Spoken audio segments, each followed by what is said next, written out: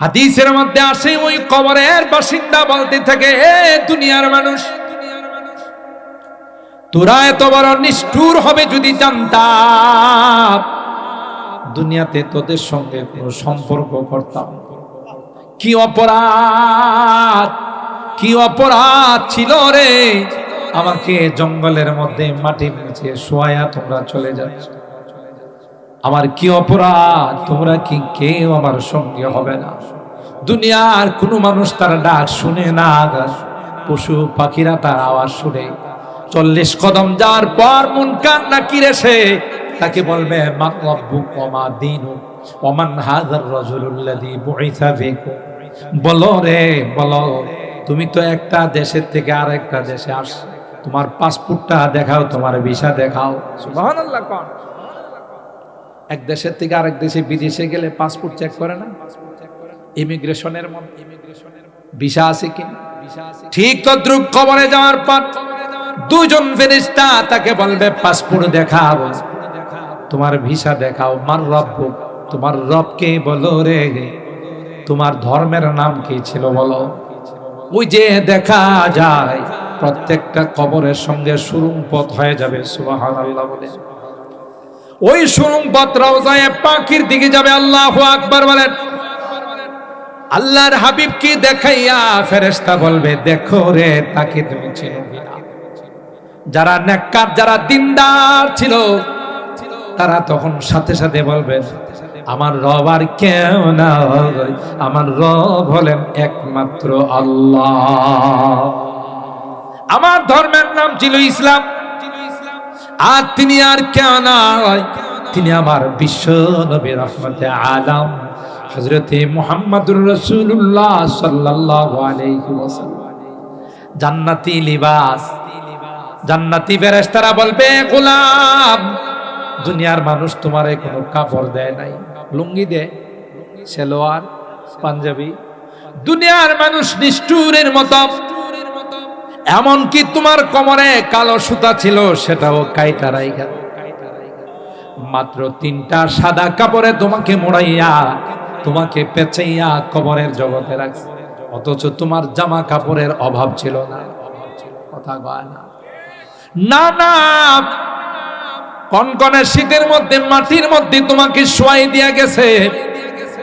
দুনিয়ার মানুষ বড় নিষ্ঠুর রে। যখন তিনি প্রশ্নের জবাব দিবে, আল্লাহ পাক ফেরেশতাদের ডাক দেয়া বলবে, আলবিসুহু মিনাল জান্নাহ ওয়া আফরিশুহু মিনাল জান্নাহ ওয়াফতাহু লাহু বাবাম মিন আবওয়াবিল জান্নাহ। আমার গোলাম, আমার বান্দি সঠিক জবাব দিয়েছে, দেরি করো না, তাকে জান্নাতি লিবাস পরায় দাও, জান্নাতি গালিচা বিছাই দাও। আল্লাহু আকবার। জান্নাতের সঙ্গে তার কানেকশন করে দাও। আর যারা নামাজ পড়ে নাই, রোজা রেখে নাই, যারা আল্লাহর হুকুম মানে নাই, পর্দা মেনটেন করে নাই, হালাল খায় নাই, হারাম খাইছে, আল্লাহর অবাধ্য হয়ে চলছে, ফেরেশতা বলবে, মান রব্বুক। সে জবাব দিবে, হা হা লা। আরে ভাই, কি বলতেছো আমি বুঝি না। বলো তোমার রবকে কেন? আমি রবকে চিনি না। নাউজুবিল্লাহ বলেন। তোমার ধর্মের পরিচয় দাও। ধর্মের নাম বলতে পারবে না। যখন পরীক্ষায় ফেল করবে, পাসপোর্ট আর ভিসা দেখাইতে পারবে না, তখন কি বিদেশে পাঠাইবে না লাল ঘরে পাঠাইবে? লালঘর চিনেননি? জেলখানায় পাঠাবে। ঠিক আল্লাহ পাক বলেন, আমার হাবিব যতদিন পর্যন্ত আপনার নিকট ইয়াকিন না আসবে, তার যতদিন পর্যন্ত মৃত্যু না আসবে, ততদিন পর্যন্ত আপনাকে ইবাদত করতে হবে। সুবহানাল্লাহ।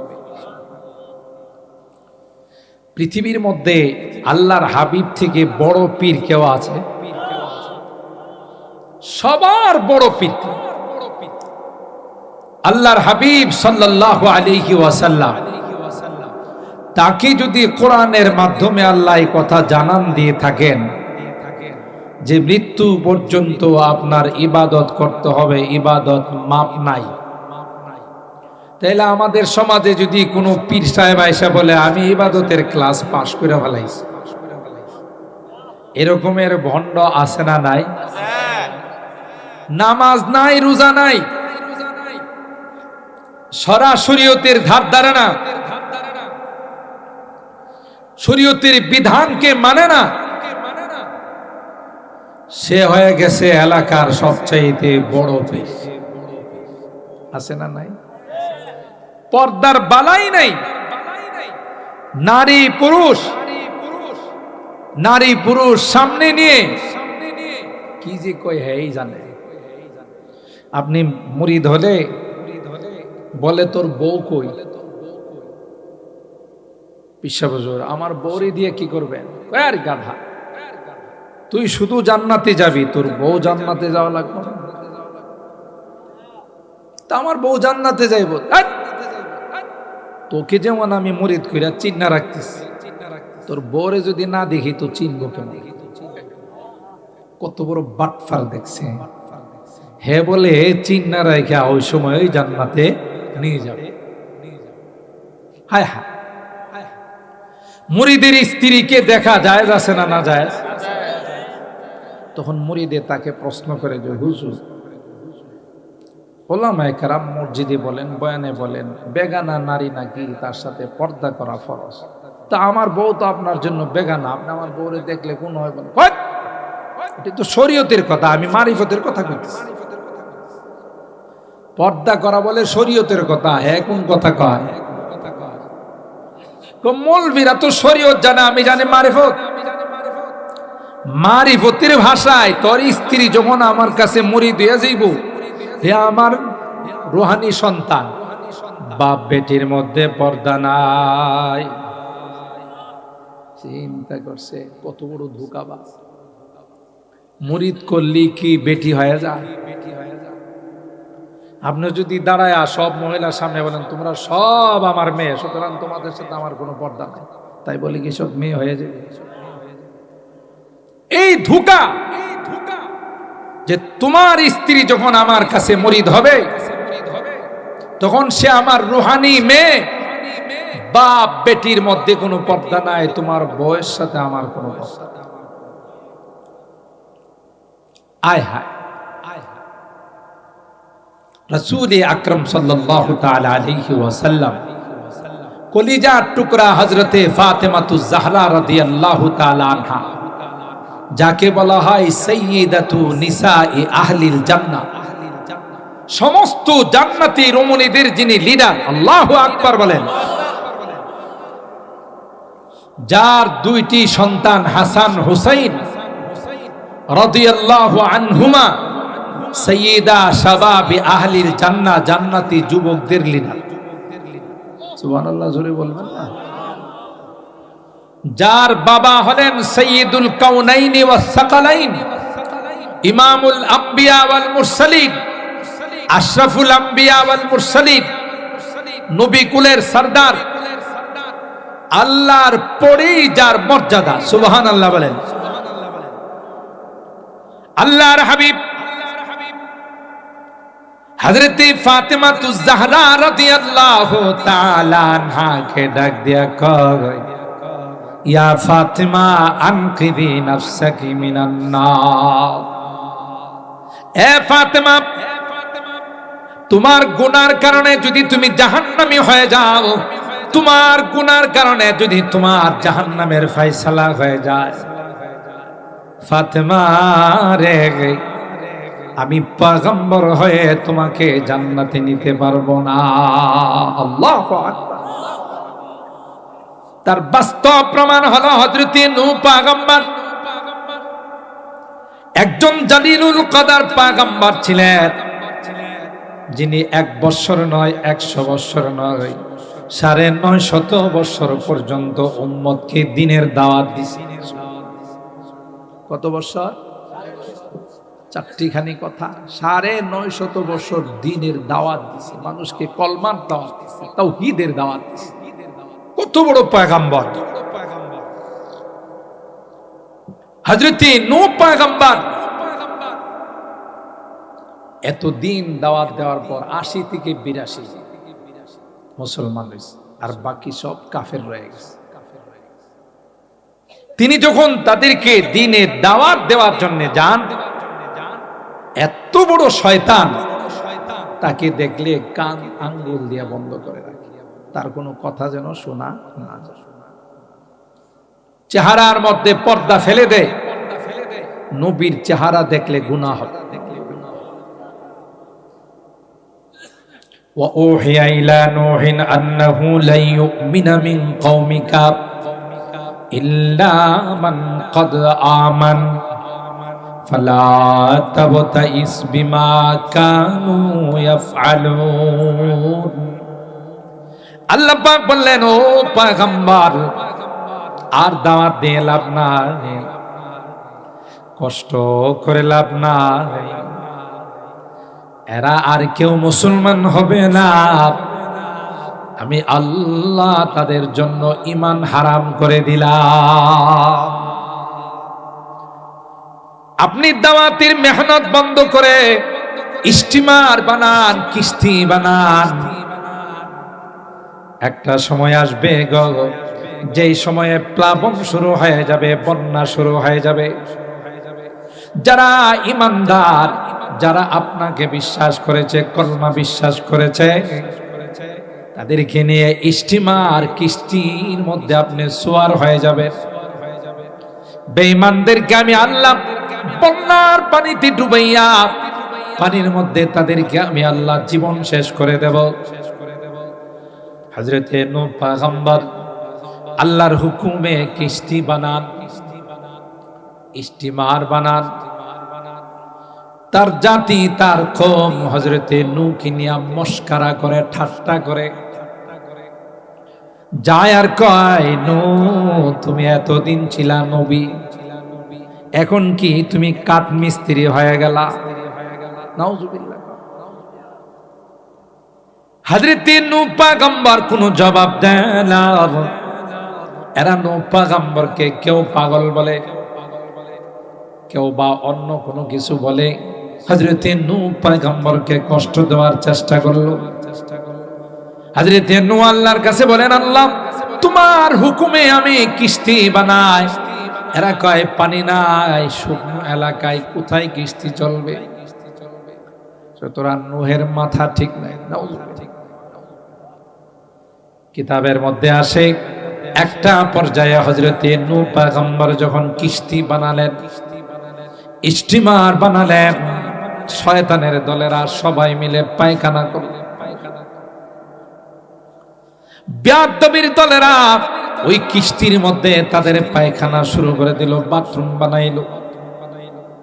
নূহ পয়গম্বর আল্লাহকে বলেন, আল্লাহ এতদিন যা বলছে তা তো মেনে নিলাম, তোমার হুকুমে কিস্তি বানাইলাম, তোমার হুকুমে নৌকা বানাইলাম, বেয়াদবের দলেরা আমার নৌকাকে পায়খানা করে পরিপূর্ণ করে দিয়েছে।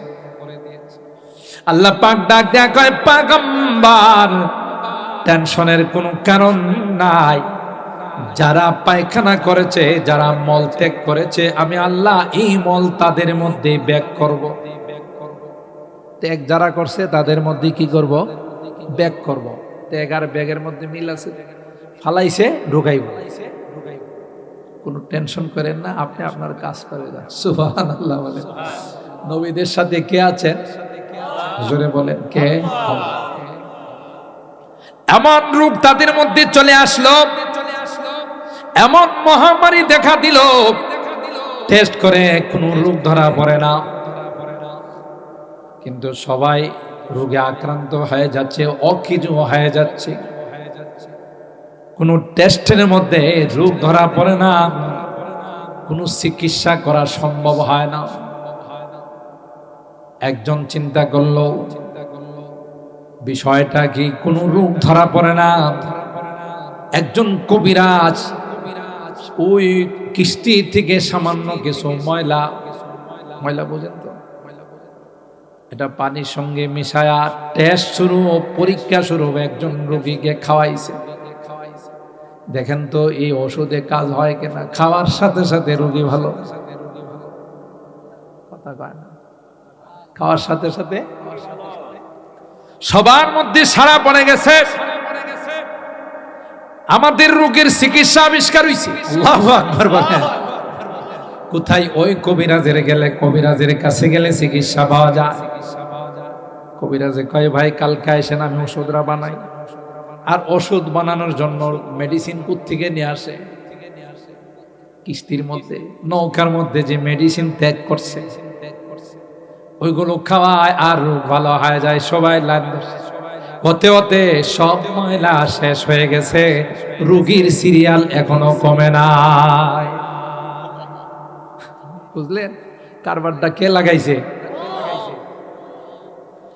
শেষ পর্যন্ত ওইটাকে ভালো করে পানি দিয়ে ধৌত করে রোগীকে পানি খাওয়ায়, তাও ভালো হয়ে যায়। এখন পানি দিয়া ধৌত শেষ, দামি দামি তয়লা দিয়ে, সেন্ট দিয়ে নৌকাকে মুছে, কিস্তিকে মুছে নাকে লাগাই রোগ ভালো হয়ে যায়। কথা কয় না? ওয়ামাকারু ওয়ামাকারাল্লাহ ওয়াল্লাহু খায়রুল মাকিরিন। আল্লাহ বলেন তোমরা ষড়যন্ত্র করো, আমি আল্লাহ ষড়যন্ত্রের দাঁত ভাঙ্গা জবাব দেওয়ার জন্য রেডি আছি। সুবহানাল্লাহ জোরে বলেন। আল্লাহর হাবিব সরকারে দু আলম হযরত মুহাম্মদুর রাসূলুল্লাহ সাল্লাল্লাহু আলাইহি ওয়াসাল্লাম হুজরা মুবারকে বসে কোরআন তিলাওয়াত করতেছেন। গভীর রজনীতে সূরা ইয়াসিন তিলাওয়াত করতেছেন। ইয়াসিন ওয়াল কুরআনিল হাকীম ইন্নাকা লামিনাল মুরসালিন আলা সিরাতিন মুস্তাকিম। পার্লামেন্টের মধ্যে সিদ্ধান্ত হয়ে গেল, যে পার্লামেন্টের স্পিকার ছিল মিস্টার আবু জাহেল। কে? পার্লামেন্টের মধ্যে সিদ্ধান্ত হয়ে গেল মুহাম্মদকে আর দুনিয়াতে রাখা যাবে না, মুহাম্মদকে হত্যা করা ছাড়া কোনো বিকল্প নাই। স্পিকার আবু জাহেল সিদ্ধান্ত দিলেন। তখন শয়তান স্পিকারকে বলল, না না, সিদ্ধান্তটা এখনো পরিপূর্ণ হয় নাই। কোন একটা গোত্র যদি মুহাম্মদকে হত্যা করতে যায়, মুহাম্মদের বংশধর এতটাই স্ট্রং, এতটাই মজবুত, ওই গোত্রের সঙ্গে মোকাবেলা করে তাদেরকে পরাস্ত করে দেবে। তাই এককভাবে কেউ যদি মুহাম্মদকে হত্যা করে এটাকে সামাল দেওয়া যাবে না। প্রত্যেক গোত্র থেকে একজন করে মুহাম্মদের হত্যা মিশনে শরীক হতে হবে। মুহাম্মদের হত্যা মিশনে কি করতে হবে? শরীক হতে হবে। যদি মুহাম্মদের হত্যা মিশনে সবাই মিলে শরীক হয়, মুহাম্মদের বংশধর কয়জনের মোকাবেলা করবে? এই রায়টা ছিল মিস্টার ইবলিস। অথচ আল্লাহ পাক জানিয়ে দিয়েছেন, ইয়া আইয়ুহার রাসূল বাল্লিগ মা উনজিলা ইলাইকা মির রাব্বিক ওয়া ইন লাম তাফআল ফামা বাল্লাগতা রিসালাতা ওয়াল্লাহু ইয়াসিমুকা মিনান নাস। হে আমার হাবিব, আপনি দাওয়াতের কাজ, তাওহীদের দাওয়াত, আমার একত্ববাদীর দাওয়াত আপনি দিতে থাকেন।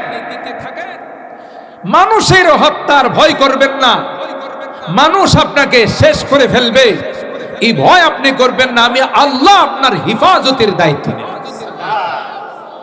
কে নিয়েছেন? যার দায়িত্ব আল্লাহ নেই, তাকে পৃথিবীর কেউ হত্যা করতে পারে না। এই বিশ্বাস আমার রাসূলের আছে না নাই? আছে। কথা লম্বা হয়ে যাচ্ছে।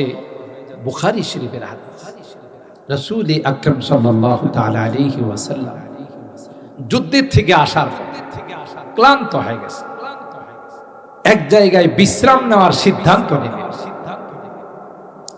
সমস্ত সাহাবায়ে কেরাম যার যার তলোয়ার গাছের মধ্যে লটকায়া গাছের নিচে বৃক্ষের নিচে বিশ্রাম করতেছে। আল্লাহর হাবিবও এক জায়গায় বৃক্ষের নিচে গাছের নিচে তার তলোয়ার ঝুলায়া বিশ্রাম করতেছে। গৌরেস নামক একজন কাফের, আল্লাহর হাবিবের দুশমন, এবং আল্লাহর হাবিবকে সুযোগ পেলেই হত্যা করে ফেলে। এই মিশন নিয়ে সে ঘুরে, হঠাৎ করে গৌরেস দেখে গোটা সাহাবীরা সব ঘুমিয়ে আছে, সবার তলোয়ার গাছের মধ্যে লটকানো। মুহাম্মদও ঘুমিয়ে আছে, তার তলোয়ার গাছের মধ্যে লটকানো। এবার এই কাফের মনে করছে মুহাম্মদকে এই সুবর্ণ সুযোগে হত্যা করা ছাড়া আর কোন রাস্তা নেই। নাউজুবিল্লাহ। এই সুযোগ ছাড়া তাকে আর হত্যা করা যাবে না। তলোয়ার নিয়ে মার্চ করে ওই গৌরেস নামক আল্লাহর নবীর দুশমন হুজুর আকরাম সাল্লাল্লাহু তাআলা আলাইহি ওয়াসাল্লামের কাছে গিয়ে আরবদের একটা নিয়ম ছিল, এটা এরা আমাদের মতো চোরা গুপ্তা হামলা করতো না, ফাইট কনা, ফাইটের মার কনা, যে কারোর সাথে কারো গন্ডগোল হলে যায় কোনার মধ্যে বসে থাকে, রাস্তার নিচে বসে থাকে, ওই লোকটা আসলে তার উপরে আক্রমণ করে। এটারে বলে বাংলাতে চোরা গুপ্তা হামলা। কথা কয় না, অতর্কিত হামলা, চোরা গুপ্তা হামলা। যেমন আমাদের দেশে কেউ কারো যদি এন্টি হয়, বিরোধী হয়, তাকে শেষ করার জন্য কোনো সময় কিলারদেরকে, গডফাদারদেরকে ভাড়া করে, ঠিক না? সে নিশ্চিন্ত মনে রাস্তা দিয়ে যেতেছে, হঠাৎ করে ঠুস, শেষ। কে বা কারা হত্যা করলো কোনো হদিস নেই। এটা আরবদের মধ্যে ছিল। আরবদের কথা হলো সামনাসামনি মারব, গোপনে কেন মারব? গৌরেসে এই মনে করে হুজুর আকরাম সাল্লাল্লাহু তাআলা আলাইহি ওয়াসাল্লামের তলোয়ারটা আগে হাতে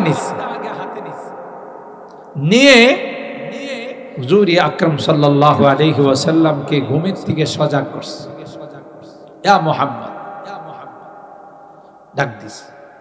আল্লাহর নবী দেখেন, ইয়া আল্লাহ, আমার জানের দুশমন, আমার তলোয়ারও তার হাতে, তার তলোয়ারও আমার হাতে, কোনো তলোয়ার নাই। ভীষণ ভয় পায় গেছে। কি ধারণা আপনাদের? কথা কয় না, ঘুমাইতেছেন আপনারা? রাত বেশি হয়ে গেছে তাই রাগ করে আছেন নাকি? বা একটু কথা না বললে আমি মনে করবো আমারে লাগায় আপনারা ঘুমাইতেছেন, অথবা আমি একটু দেরিতে বসছি তাই রাগ করে আছেন। আল্লাহ, বেশিক্ষণ আলোচনা হবে না ইনশাআল্লাহ।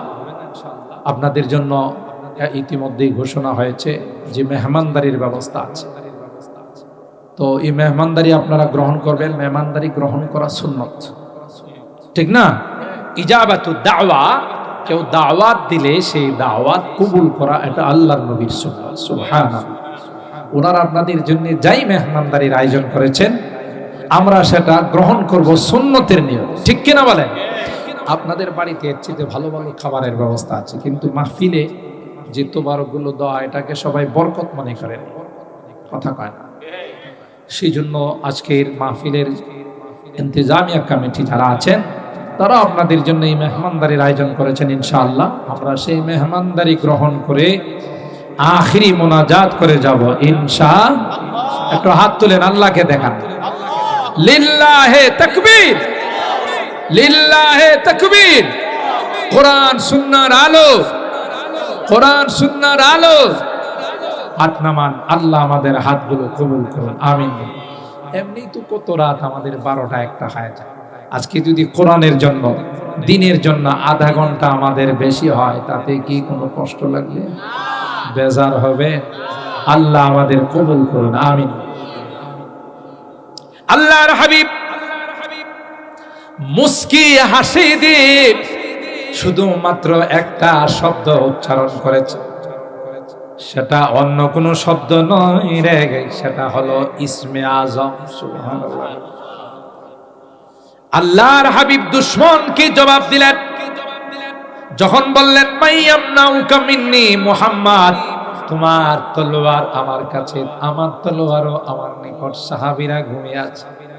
এ মুহাম্মদ, তোমাকে বাঁচানোর মতো তোমার আশপাশে কেউ নাই, আমি তোমাকে হত্যা করে ফেলব। বলো রে, আমার হাত থেকে তোমাকে কে বাঁচাবে? আল্লাহর হাবিব জবাব দিয়েছেন আল্লাহ। আল্লাহ বলে জবাব দিয়েছেন, আর কোন শব্দ বলেন নাই। আল্লাহর কসম। বুখারী শরীফ খুলে দেখুন গো, আল্লাহ শব্দ উচ্চারণ করতে দেরি হয়। ওই বীর বাহাদুর পালোয়ান গৌরসের গোটা বডিতে কম্পন আসতে দেরি হয় না। কাঁপা শুরু করেছে। কাঁপতে কাঁপতে কাঁপতে কাঁপতে মাটিতে পড়ে গেছে। আল্লাহু আকবার। হাত কাঁপা শুরু হয়েছে, শরীর কাঁপা শুরু হয়েছে। একটা পর্যায়ে কন্ট্রোলহীন অবস্থায় জমিনের মধ্যে পড়ে গেছে। এবার পয়গম্বর তলোয়ার হাতে নিলেন। সুবহানাল্লাহ জোরে বলেন। কায়াটা পাল্টাইছেন কে? অবস্থাটা পরিবর্তন করেছেন কে? আল্লাহর হাবিব তলোয়ার হাতে নিয়েছেন। ওই যে কথাটা আল্লাহর নবীর দুশমন আল্লাহর হাবিবকে বলেছিলেন, ও মুহাম্মদ, আমার হাত থেকে তোমাকে কে রক্ষা করবে? আরবিতে আল্লাহর নবী এখন তাকে বললেন মাইয়ামনাউকা মিন্নি, আবার বলো রে, আমার হাত থেকে তোমাকে কে বাঁচাবে? সুবহানাল্লাহ। একটু আগে কিন্তু এই দুশমন নিজে দেখেছে যেই বাক্যটা বলে মুহাম্মদ আমার হাত থেকে ছাড়া পেয়ে গেল, যেই বাক্যটার অ্যাকশনে আমার গোটা বডির মধ্যে কম্পন শুরু হয়ে গেল, আমিও তো সেই বাক্যটা বললে কাজ হবে, কিন্তু এই বাক্যটা বলার যে তার শক্তি নাই, বুম মারলেও তার ভিতর থেকে বাইর হবে। ঠিক কিনা বলেন? কারণ সে তো এই বাক্যর সাথে পরিচিত নয়। একটা পর্যায়ে আল্লাহর নবী কি বলেন, রাহামুকা ইয়া নবী আল্লাহ, এ মুহাম্মদ, আমি শুনেছি রে তুমি বড় মেহেরবান, তুমি রাহমাতুল লিল আলামিন, তাই তুমি যদি আমার উপর দয়া না করো রে, কিছুক্ষণ পর তোমার সঙ্গীরা আমাকে দেখলে তলোয়ার চালাইতে হবে না, নখ বসাইলেই চলবে। কথা কয় না? 100 মানুষ যদি একটা মানুষের গায়ে শুধু একবার করে নখ বসায়, এর খুঁজে পাওয়া যাবে? তলোয়ার চালাইতে হবে না, শুধু নখ বসাইলেই আমি শেষ। তাই তুমি যদি আমার উপর রহম না করো, আমার উপর দয়া না করো, আমার বাঁচার কোনো উপায় নাই, মেহেরবানি করে যদি তুমি আমাকে মাফ করে দাও। আল্লাহর নবী ডাক দিয়া কয়, আল্লাহ আমাকে রাহমাতুল লিল আলামিন বানায়া পাঠাইছেন, যাও যাও, আমি নবী তোমাকে ক্ষমা করে দিলাম, আমি নবী তোমাকে ক্ষমা করে দিলাম। ওই গৌরেস এ কথা বলতে দেরি হল, দৌড়ায়া নিজের বাড়ির মধ্যে যাইয়া কুয়া থেকে পানি তুলে গোসল করলো, পাক পবিত্র হলো রে। আল্লাহর হাবিবের কাছে আয়েশা বলে, মুহাম্মদ আর দেরি নয় রে, আমাকে তুমি পড়িয়ে দাও লা ইলাহা ইল্লাল্লাহ মুহাম্মাদুর রাসূলুল্লাহ সাল্লাল্লাহু আলাইহি ওয়াসাল্লাম। যেই ব্যক্তিটা দুশমনকে, নিজের খুনিকে হাতে নাতে পাইয়া ক্ষমা করে দিতে পারে, তিনি কোনো সাধারণ মানুষ নয়, নিশ্চয়ই তিনি আল্লাহর পয়গম্বর। সুবহানাল্লাহ। হিফাজতের মালিক কে? কাফেররা আল্লাহর নবীর হুজরা মোবারক ঘেরাও করে দিয়েছে তলোয়ার হাতে। কিছুক্ষণের মধ্যেই আল্লাহর নবীর কামরায় রুমে ঢুকবে, শেষ করে দিবে। হযরতে জিবরাইল আমিন আল্লাহর নবীর হুজরা মোবারকে ঢুকে রুমের মধ্যে ঢুকে বলে, ও আল্লাহর পয়গম্বর, বাহিরের খবর কি আপনি জানেন? বলেন না ভাই জিবরাইল, জানি না। কি হয়েছে বাহিরে? সমস্ত দুশমনরা আপনাকে হত্যা করার জন্য, আপনাকে জীবনের তরে শেষ করে দেওয়ার জন্য তলোয়ার নিয়ে বাহিরে দাঁড়িয়ে আছে। আল্লাহর হুকুম হলো এক্ষুনি আপনাকে ঘর থেকে বের হয়ে যাইতে হবে। সুবহানাল্লাহ। এ ভাই জিবরাইল, কি করে বের হব? কি করে বাহির হব? চতুর্দিকে তলোয়ার নিয়ে মহড়া। বাহির হলেই তো আমাকে হত্যা করে বলবে। না না, আপনি হাতের মুষ্টির মধ্যে এক মুষ্টি বালু নিয়ে যখন ফুৎকার মারবেন, ফু দিবেন, মহান রব্বুল আলামিন চতুর্দিকে কাফেরদের চোখের মধ্যে পৌঁছাই দিবে। আল্লাহর হাবিব সামান্য কিছু বালু নিয়ে শাহাতিল ওযু বলে, আল্লাহ এই বালুগুলো কাফেরদের চোখের মধ্যে তুমি পৌঁছাই দিও। বলতে দেরি হয়, রব্বে কারীম প্রত্যেকটা কাফেরের চোখের মধ্যে এই বালুগুলো পৌঁছাই দিল। শুধু পৌঁছে দিয়ে চিন্তা নাই, বালুগুলো চোখের মধ্যে লাগার সাথে সাথে এমন ভাবে জ্বালা পোড়া শুরু হয়ে গেছে, মরিচের গোড়া লাগাইলে যেমন জ্বলে, তার চেয়েও অনেক গুণ বেশি জ্বালা পোড়া শুরু হয়ে গেল। আল্লাহু আকবার বলে দুই হাত দিয়ে চোখ কসলাই, দুই হাত দিয়ে চোখ সামলায়, তলোয়ার কে হাতে না মাটিতে? কথা কয় না, তলোয়ার হাতে না মাটিতে। আল্লাহর নবী ধাক্কা দিয়ে বের হয়ে যান। এদের খবর না আগে রাত্রের বেলায় আবু বকরকে নিয়ে গারে সাউরের মধ্যে আত্মগোপন করেন। সুবহানাল্লাহ। এ মুসলমান, সুতরাং যারা নবীদের সঙ্গে ষড়যন্ত্র করে, নবীদের সঙ্গে যারা দুশ্মনী করে, তাদের জবাব কে দেন? আরো জোরে বলতে হবে কে? হযরতে নূহ পয়গম্বর কিস্তি বানালেন, মনে আছে না? ভুলে গেছে? হযরতে নূহ পয়গম্বর কিস্তি বানালেন। যারা বেয়াদবি করেছিল তাদেরকে দিয়ে আবার এই কিস্তি আল্লাহ তাআলা পরিষ্কার করাইলেন। জোরে বলুন ঠিক কি না? নূহ পয়গম্বর ডাক দিয়া কয়, সবর করো রে, বেশি দূরে নয়, ওই দিন বেশি দূরে না, যেদিন বন্যা শুরু হয়ে যাবে, প্লাবন শুরু হয়ে যাবে, তোমাদের কেউ ঈমান ছাড়া বন্যার হাত থেকে বাঁচতে পারবে না। কে ঘোষণা দিয়েছে? হযরতে নূহ পয়গম্বর। কার অর্ডারে? আল্লাহ। আমার ভাইরা, অনেক লম্বা ঘটনা। প্লাবন শুরু হয়ে গেল, বন্যা শুরু হয়ে গেল।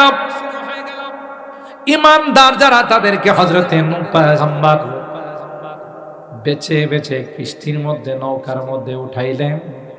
বেঈমানরা রয়ে গেল। ওই বেঈমানদের মধ্যে হযরতে নূহ পয়গম্বরের সন্তানকে না ছিল। নূহ পয়গম্বরের স্ত্রী ওয়াহিলা ছিল। নিজের স্ত্রীও তার উপর ঈমান আনে নাই, সন্তানও তাকে বিশ্বাস করে নাই। যখন এই ঢেউ শুরু হয়ে গেল, প্রচন্ড ঢেউয়ের মধ্যে হযরতে নূহ পয়গম্বরের সামনে বিশাল ঢেউ আসতেছে।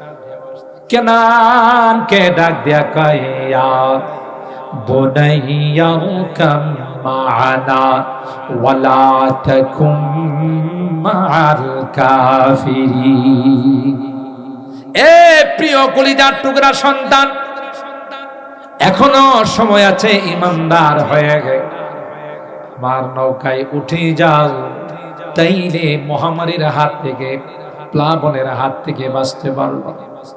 আর যদি তাদের সঙ্গে থাকো, তাহলে মৃত্যু ছাড়া তোমার কোনো উপায় থাকবে না। কপাল পোড়া সন্তান। কেন? বাবারে ডাক দিয়া কি কই জানেন? ক্বালা সাআবি ইলা জাবালি আসিমুনি মিনাল মা ক্বালা লা আসিমাল ইয়াওমা মিন বিল্লাহ ইল্লা মান রাহিম ওয়া হালা বাইনাহুমাল মাওজু ফাকানা মিনাল মুরাকিন। প্রচন্ড ঢেউ, কিন্তু কেনান তার বাবা হযরতে নূহকে ডাক দিয়া বলে, তোমার নৌকায় ওটা লাগবে না, পাহাড়ের উপরে যায় আশ্রয় নিব। বন্যার বাপেরও ক্ষমতা নাই পাহাড়ের উপরে যাওয়ার। আচ্ছা বলুন তো দেখি, যেই পানি সাগরে থাকে এই পানি কি পাহাড়ে যাইতে পারে না? কার অর্ডারে? এই যে চট্টগ্রামে যে সিডর গুলো হয়েছিল, সাইক্লোন হারিকেন গুলো হয়েছিল, আমরা জানি না ইতিহাস? 5 তলা 6 তলা বিল্ডিং এর উপর দিয়ে সাগরের পানিগুলো বিল্ডিং ভেঙ্গে চুরমার করে লক্ষ লক্ষ মানুষের সলিল সমাধি হয়েছে পানির মধ্যে, ঠিক কিনা বলেন? এই পানি কি ছাদের উপরে থাকে? কিন্তু যে পানি বর্তমানে নদীতে আছে, সাগরে আছে, মেঘনা নদীতে আছে, যমুনা নদীতে আছে, পদ্মাতে আছে, তিতাসে আছে, এই পানির যদি আল্লাহ অর্ডার দেয় নোয়াগাঁও আসতে পারে না? যদি বলেন ক্ষমতা আছে না? না। হযরত নূহ বললেন, বাবা আল্লাহর হুকুম ছাড়া আজকে বাঁচার কোনো উপায় নাই। আমি পাহাড়ে যাই আশ্রয় নিব। কপাল কেমন পড়ছে। হাজার হলেও বাবার সামনে সন্তান পানির মধ্যে ডুবে মারা যাবে, বাবার বরদাস্ত হয় নাই। একটা পর্যায়ে আল্লাহর কাছে হাত তুলে হযরত নূহ পয়গম্বর কয়, রব্বি বিনিলি বিনালি ওয়া ইন্না ওয়াদাকাল হক ওয়া আনতা আহকামুল হাকিমিন। আল্লাহ, কেনান তো আমার ঔরজার সন্তান, তুমি না ওয়াদা করেছো আমার পরিবারের যারা আছে তাদেরকে তুমি রক্ষা করবা। আমার সন্তান আমার সামনে পানিতে ডুবে মারা যাচ্ছে, তুমি কি আমার সন্তানকে বাঁচাইবা না? সাথে সাথে আসমান থেকে আওয়াজ আসলো, ক্বালা ইয়া নূহ ইন্নাহু লাইসা মিন আহলিক ইন্নাহু আমালুন গায়রু সালিহ ফালা তাসআলনি মা লাইসা লাকা বিহি ইলম ইন্নী আইযুকা আন তাকুনা মিনাল জাহিলিন।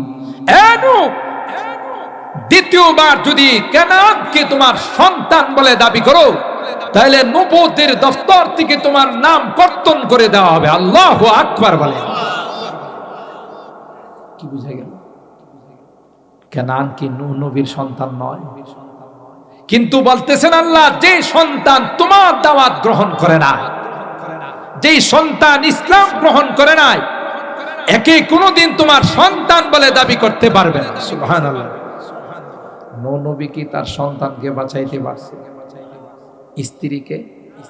তাহলে ভণ্ড যদি আইসা কয় আমার কাছে মরে দিলে কিচ্ছু লাগবে না, আমি তোর জান্নাতের জিম্মাদার, হে যে ভণ্ড, আর কোন দলিলের দরকার আছে? মনে আছে শুরুর কথা?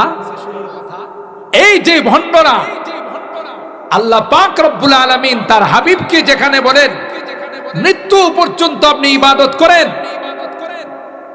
বুঝা গেল মৃত্যু পর্যন্ত কাহারও ইবাদত মাপ। দাঁড়ানোর ক্ষমতা না থাকলে বসে, বসার ক্ষমতা না থাকলে শুয়ে, শুয়েও যদি না হয় ইশারা করে হলো ইবাদত করতে হবে। বিদায় কোনো ভণ্ড যদি আয়সা বলে ইবাদত লাগে না, ইবাদতের ঊর্ধ্বে আমি চলে গেছি, বোঝা গেল হ্যাঁ শয়তানের খলিফা। ঠিক না বেটি?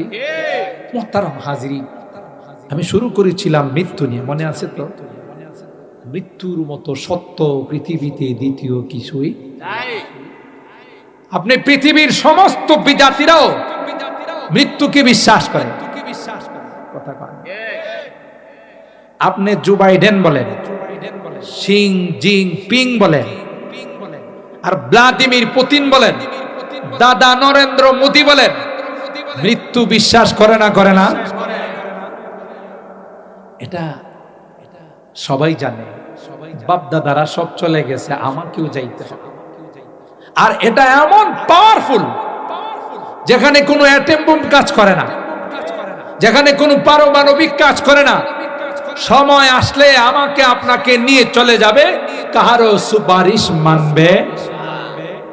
আপনারা সাদ্দাতের ঘটনা জানেন, আল্লাহর জান্নাতে যাইব না, হ্যাঁ নিজেই জান্নাত বানাইছে, ঠিক না? জান্নাতে উদ্বোধন করতে যাবে ফকির ভেসে, মালাকুল মউত উপস্থিত, চাচা 5টা টাকা দেন। কিরে তুই আর টাকা চাওয়ার সময় পাইছস না, আমার এই বিশাল জান্নাত আজকে উদ্বোধন করতে যাইব, তুই এখানে সব না দিলে যাবো না। তুই তো বেশি বাড়াবাড়ি করতেছস, এই পুলিশ ধর। চাচা আমি মালা,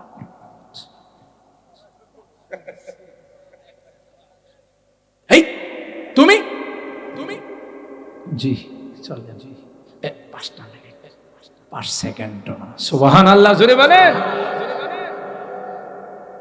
ইদিল মানিয়াতু আনসাবাত আযফারাহা আলফাইতা কুল্লা তামিমাতিন লা তানফাউ।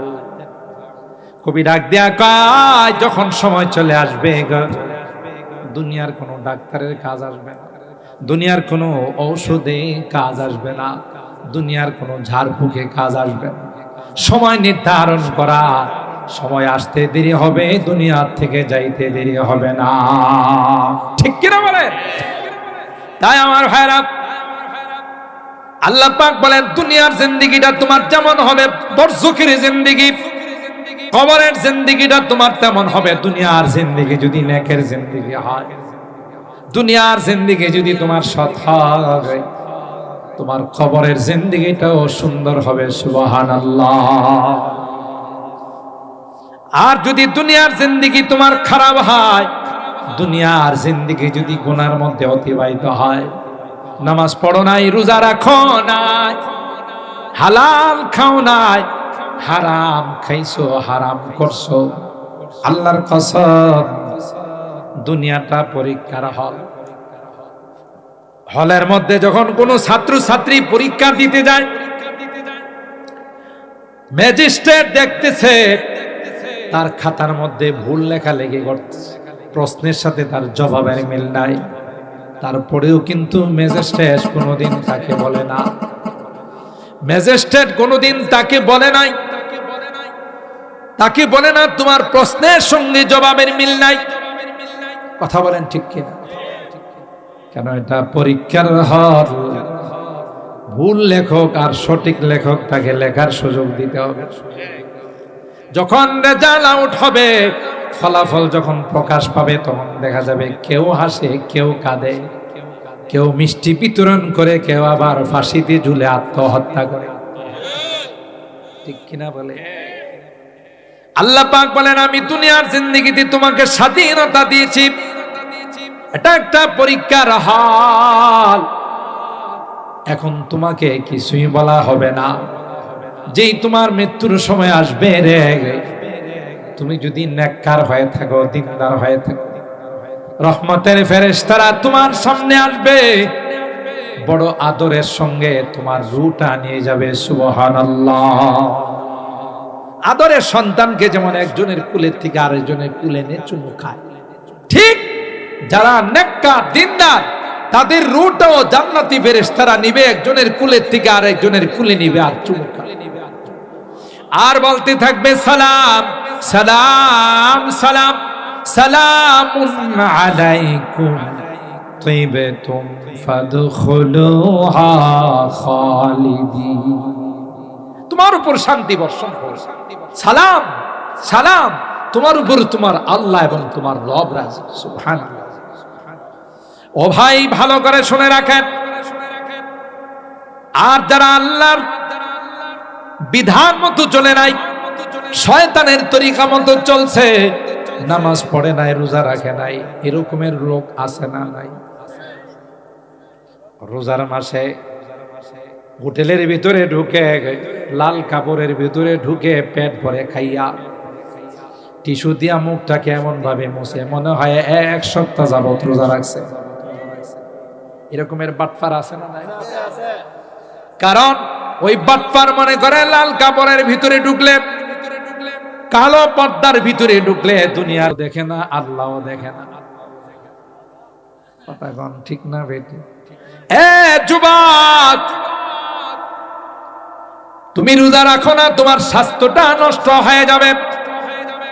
তুমি মনে করো সারাদিন অনাহারে থাকলে আমি কাহিল হয়ে যাব, আমার স্বাস্থ্যটা নষ্ট হয়ে যাবে। যুবক, না রে না, বিশ্ব নবী বলে গেছেন যারা রোজা রাখে তারা সুস্থ থাকে। কথা কান। আচ্ছা আপনারা বলুন, আমরা যারা আপনারা রোজা রাখছি, রোজার মাসটা শান্তি লাগছে বেশি না এখন শান্তি? কোন রকমের পেট্রো বাংলাতে মিছিল মিটিং নাই। পেট্রো বাংলা বুঝেন তো? এমনিতে তেল তুল বিভিন্ন কিছু একটার পর একটা খাওয়ার কারণে দেখবেন পেট্রো বাংলাতে এমন মিছিল মিটিং শুরু হয়, পুলিশ ছাড়া থামে না। পুলিশ বুঝেন তো, ডাক্তারের কাছে যাইতে হয়, মেডিসিন খাওয়াইতে হয়, তো এমন মিছিল মিটিং শুরু হয়, পুলিশ ছাড়া থামে না। আর এই গ্যাস্ট্রিক, এই লো প্রেসার, এই সমস্যা, মাশা আল্লাহ রোজার মাসে দেখা যায় সব পাইলে সব সঠিক আছে, স্বাস্থ্য ভালো। নবী করিম সাল্লাল্লাহু আলাইহি ওয়াসাল্লাম যেখানে বলে গেছেন সুমু তাসিহু, তুমি রোজা রাখো সুস্থ থাকবে, আল্লাহু আকবার বলেন। বর্তমান বিশ্বের সমস্ত ডাক্তাররা একমত, যারা যত বেশি ফাস্টিং করবে অর্থাৎ উপবাস থাকবে, রোজা রাখবে, তারা তত বেশি সুস্থ থাকবে।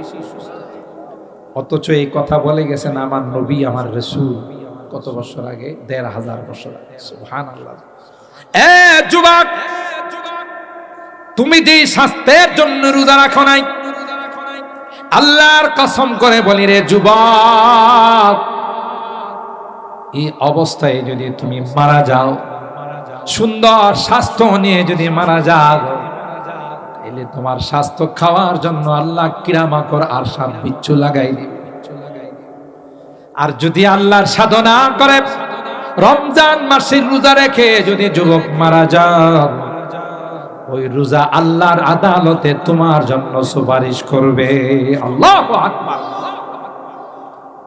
তাইলে বদকার যারা হয়, নেশাখুর যারা হয়, গানাদার যারা হয়, বেনামাজি যারা হয়, এরা যখন তাদের যখন মৃত্যুর সময় হয়, ও ভাগ খুব ভালো করে খেয়াল করবে। বৎসরাত অদ্ভুত আকৃতি, ভয়ঙ্কর আকৃতির ফেরেশতা তার সামনে আসে, যেই ফেরেশতার চোখ দেখলে, চেহারা দেখলে কলিজায় পানি থাকে, প্রায় বলতে থাকে আমার একটু পানি দাও, পানি দাও, আমার গলাটা শুকিয়ে যাচ্ছে, আমার কলিজাটা শুকিয়ে যাচ্ছে। কারণ ভয়ঙ্কর ফেরেশতা দেখতেছে, যেই ফেরেশতা দেখার পরে তার ভয়ের কোনো সীমা থাকে না। জোরে বলুন ঠিক কিনা? রুটা মাথা থেকে নিয়ে পা পর্যন্ত ছটপট করতে থাকে, রুটা বের হতে চায় না। আর ওই ফেরেশতা তাকে ডাক দেয়া বলে, ইয়া আইয়াতুহান নাফসুল খাবিসা উখরুজি ইলা রাব্বিকি সাখিতাদাম মাসখুতা। এরে এরে বদনসিব, এরে পুরা কপাইল্লা, এরে হারামজাদা, তুই রবকে খুশি করতে পারিস নাই, তোর রব তোর উপর অসন্তুষ্ট হয়ে আছে। আয় আয় আয়, আমাকে পাঠাইছে তোকে ধরে নিয়ে যাওয়ার জন্য। মজা বুঝবে রে যখন তোর এলাকার মানুষ কবরে রাইখা চলে আসবে। কবর ডাকতেছে আর বলতেছে, আয় আয়, আনা বাইতুদ, আনা বাইতুদ দুদ, আনা বাইতুদ, আনা বাইতুল ওয়াহশা, আনা বাইতুল কুরবা। আমার কাছে কিন্তু কোনো লাইটিং এর ব্যবস্থা নাই, আমার কাছে কোনো পোশাক আশাক নেই, খাবার নেই, আমার কাছে আসে শুধু বিষাক্ত সাপ আর বিচ্ছু। সুবহানাল্লাহ।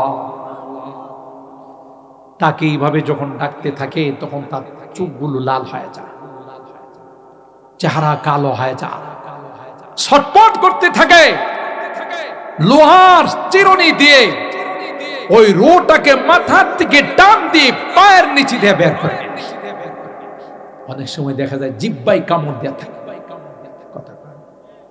মৃত্যুর সময় এরকম দেখা যায় না, চোখ উল্টায় রয়েছে।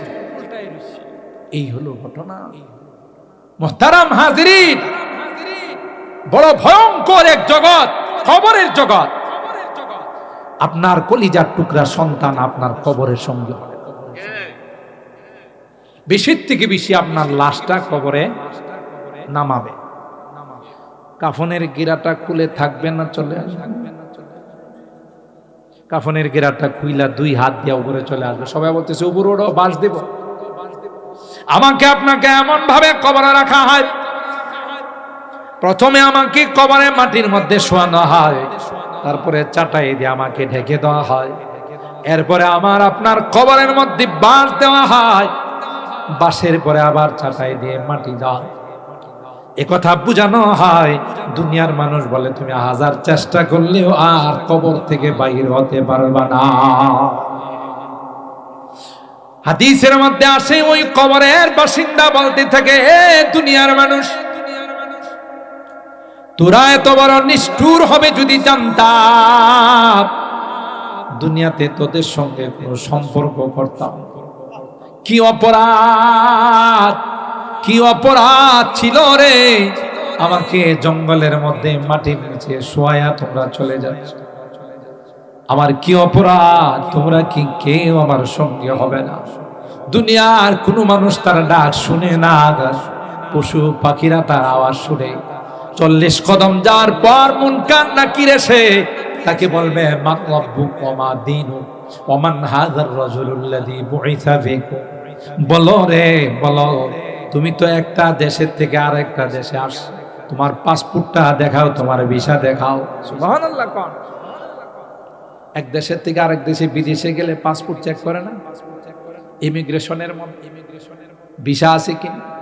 ঠিক তদ্রুপ কবরে যাওয়ার পর 2 জন ফেরেশতা তাকে বলবে পাসপোর্ট দেখাও, তোমার ভিসা দেখাও। মান রাব্বুক, তোমার রবকে বলো রে, তোমার ধর্মের নাম কি ছিল বলো।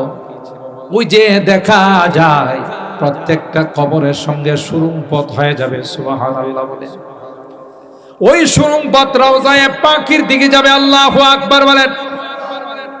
আল্লাহর হাবিবকে দেখাইয়া ফেরেশতা বলবে, দেখো রে, তাকে তুমি চেনো কিনা? যারা নেককার, যারা দিনদার ছিল, তারা তখন সাথে সাথে বলবেন, আমার রব আর কেউ না, আমার রব হলেন একমাত্র আল্লাহ। আমার ধর্মের নাম ছিল ইসলাম, আর তিনি আর কেউ নয়, তিনি আমার বিশ্ব নবী রহমতে আলম হযরতে মুহাম্মদুর রাসূলুল্লাহ সাল্লাল্লাহু আলাইহি ওয়াসাল্লাম। জান্নাতি লিবাস, জান্নাতি ফেরেশতারা বলবে, গোলাম, দুনিয়ার মানুষ তোমারে কোনো কাপড় দেয় নাই, লুঙ্গি দেয়, সালোয়ার, পাঞ্জাবি। দুনিয়ার মানুষ নিষ্ঠুরের মতো, এমনকি তোমার কোমরে কালো সুতা ছিল, সেটাও কাইটা রাইখা মাত্র 3টা সাদা কাপড়ে তোমাকে মোড়াইয়া, তোমাকে পেঁচাইয়া কবরের জগতে রাখছে। অথচ তোমার জামা কাপড়ের অভাব ছিল না। কথা কয় না? না না, কনকনে শীতের মধ্যে মাটির মধ্যে তোমাকে শোয়াই দিয়া গেছে। দুনিয়ার মানুষ বড় নিষ্ঠুর রে। যখন তিনি প্রশ্নের জবাব দিবে, আল্লাহ পাক ফেরেশতাদের ডাক দেয়া বলবে, আলবিসুহু মিনাল জান্নাহ ওয়া আফরিশুহু মিনাল জান্নাহ ওয়াফতাহু লাহু বাবাম মিন আবওয়াবিল জান্নাহ। আমার গোলাম, আমার বান্দি সঠিক জবাব দিয়েছে, দেরি করো না, তাকে জান্নাতি লিবাস পরায় দাও, জান্নাতি গালিচা বিছাই দাও। আল্লাহু আকবার। জান্নাতের সঙ্গে তার কানেকশন করে দাও। আর যারা নামাজ পড়ে নাই, রোজা রেখে নাই, যারা আল্লাহর হুকুম মানে নাই, পর্দা মেনটেন করে নাই, হালাল খায় নাই, হারাম খাইছে, আল্লাহর অবাধ্য হয়ে চলছে, ফেরেশতা বলবে মান রাব্বুক, সে জবাব দিবে হা হা লা। আরে ভাই, কি বলতেছো আমি বুঝি না। বলো তোমার রবকে কেন? আমি রবকে চিনি না। নাউজুবিল্লাহ বলেন। তোমার ধর্মের পরিচয় দাও। ধর্মের নাম বলতে পারবে না। যখন পরীক্ষায় ফেল করবে, পাসপোর্ট আর ভিসা দেখাইতে পারবে না, তখন কি বিদেশে পাঠাইবে না লাল ঘরে পাঠাইবে? লালগড় চিনেননি? জেলখানায় পাঠাবে। ঠিক ফেরেশতাদের প্রশ্নের জবাব যখন দিতে পারবে না, তখন তার উপর শাস্তি শুরু হয়ে যাবে। দুই পাশের মাটি আইসা এমন চাপ দিবে, এমন চাপ দিবে, পয়গম্বর বলে হাকাযা ওয়াসাব্বাকা বাইনা আসাবিহি, হাতের আঙ্গুল যেমন একটা আরেকটার ভিতরে ঢুকে যায়, মাটির চাপের কারণে বাম পাজরের হাড্ডি ডান পাজরে যায় ঢুকে যাবে। বাঁচাও বাঁচাও বলে চিৎকার করবে, কেউ তার পাশে আসবে। পশু পাখিরা শুনবে, এরা গাছের থেকে উড়াল দিয়া চলে যাবে। কবরে যদি কোনো গরু বাছুর হুডা দেওয়া হয়, দেখবেন রশি সেরা দূর মারে, কেন তার কান্নার আওয়াজ শুনতেছে। আল্লাহু আকবার। সেই কবরের প্রস্তুতি নেওয়ার দরকার আছে না ভাই? কই দিনের জিন্দেগি? 50, 60, 70। দেখেন না যারা এখানে মুরব্বীরা আছেন সাদা দাড়িওয়ালা, একদিন যুবক ছিলেন না? লোহা খায়া হজম করার মতো শক্তি ছিল, আর এখন বসলে দাঁড়াইতে পারে না, দাঁড়াইলে জীবনটা কি এরকম থাকবে? জীবনটার মধ্যে ভাটা শুরু হয়ে যাবে, একটা সময় ডাক আসবে কবরে। তাইলে এখনই আমাদের জিন্দেগি শুধরানোর দরকার আছে না?